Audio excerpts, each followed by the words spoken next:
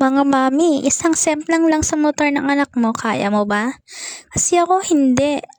Tuwing sasakay kami ng motor, kahit malapit lang, kahit sandali lang, kabado ako. Alam mo yung gusto mong maging strong at chill, pero sa loob-loob mo, Lord, ingatan mo po siya. Isang maling preno, isang biglang liko, isang madulas na kalsada, ulo agad ng delikado. At hindi natin kontrolado ang lahat sa daan. Kaya eto talaga mami approve. Cute and safe motorcycle helmet for kids. Pang 2 years old hanggang 8 years old, pwedeng pwede to.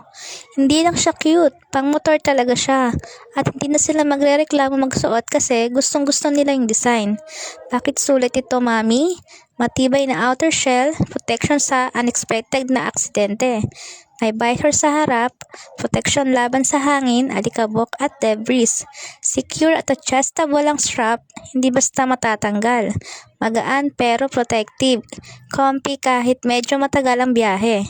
Perfect for back ride sa motor. Sa totoo lang, mas mahal pa minsan yung milk tea natin pero ito, protection ng ulo ng anak mo habang nasa kalsada.